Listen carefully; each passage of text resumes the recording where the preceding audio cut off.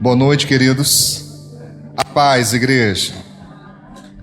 Irmãos, nós vamos, como sempre, projetar aqui o esboço da mensagem, mas eu queria muito que você não deixasse de anotar. Não se torne preguiçoso, só olhando, observando. Anote. Importante que você pegue as referências e anote. Tudo bem? Amém? Diga graças a Deus. O tema da mensagem hoje qual é? O que é ser igreja? Você podia me ajudar perguntando ao seu irmão? O que é ser igreja? Para você, o que é ser igreja? O que é ser igreja, afinal de contas? Bom, é notório que estamos vivendo tempos perigosos, onde uma gama muito grande de pessoas propagam, divulgam, principalmente na velocidade das redes sociais, uma frase, uma expressão que particularmente, presta atenção aqui, particularmente eu considero muito perigoso, muito perigosa. A expressão é: a igreja sou eu. Isso parece tão simples, singelo, até bonitinho às vezes. A igreja sou eu. Mas isso é verdade?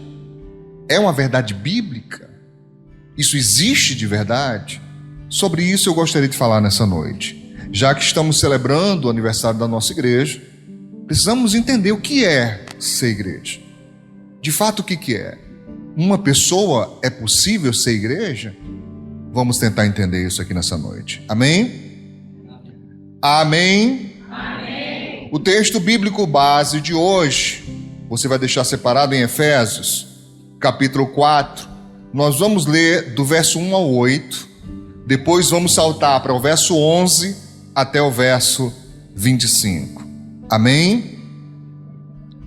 Vamos lá então. Efésios capítulo 4, verso 1, que diz: rogo-vos, pois, eu, preso ou prisioneiro do Senhor, que andeis como é digno da vossa vocação com que foste chamados. Então Paulo dizendo aos Efésios: eu estou rogando a Deus que vocês andem da forma correta, da forma digna, e essa dignidade está literalmente ligada à vocação, à nossa carreira da fé, à nossa vida com Deus. Amém? Com que foste chamados. Amém, irmãos?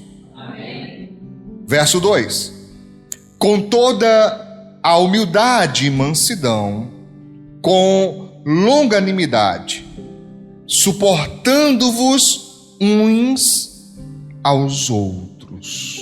Verso 3: procurando guardar a unidade do Espírito pelo vínculo da paz. Por favor, guarde isso. Ele diz: procurando, buscando guardar a unidade do Espírito através do vínculo da paz. Verso 4, ele diz: há um só corpo. E ele está falando aqui da igreja. Um só Espírito, e aqui é o Espírito Santo.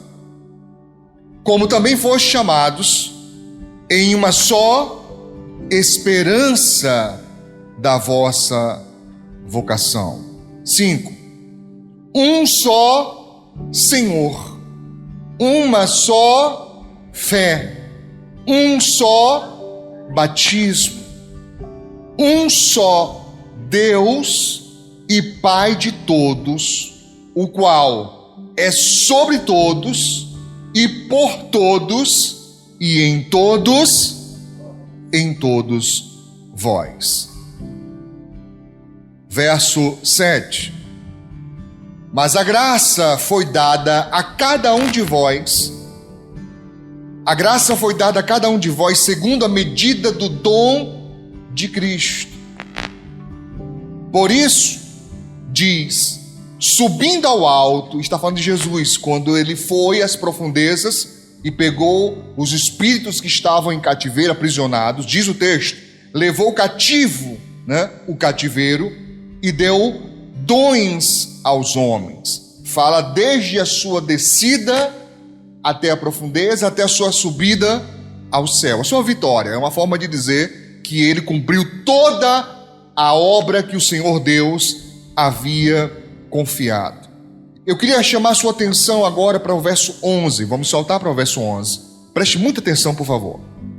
Diz o texto: e ele mesmo deu uns para apóstolos, ou seja, deu dom, deu a missão, deu o chamado, deu o desígnio, deu o propósito, deu a missão para ser o quê? Apóstolo. E a outros, profetas. E a outros, para evangelistas. E a outros, para pastores e doutores. São só essas as funções eclesiásticas? Não. Paulo aqui, por exemplo, não colocou presbítero, não colocou bispo, não colocou diácono, mas ele está falando de uma forma geral, que o Senhor escolheu pessoas e capacitou essas pessoas para que tivessem funções ministeriais distintas. Isso está claro para você? Está claro, irmãos? Amém. Mas para que ele fez isso? Paulo diz aqui no verso 12, querendo o quê? O aperfeiçoamento dos santos. Então há lideranças eclesiásticas para que haja aperfeiçoamento dos santos. E esse aperfeiçoamento para quê? Para a obra do ministério. Por quê? Para quê? Para a edificação do corpo de Cristo. Então, as funções ministeriais eclesiásticas foram determinadas pelo próprio Senhor Jesus com o propósito, de aperfeiçoar os santos, e aqui santos está falando da igreja, para que haja uma formulação correta da obra do ministério e para que também haja uma edificação do próprio corpo de Cristo. E evidentemente, irmãos, que corpo de Cristo aqui está usando uma figura de linguagem, porque não tem como o ser humano aperfeiçoar Deus. Você concorda comigo?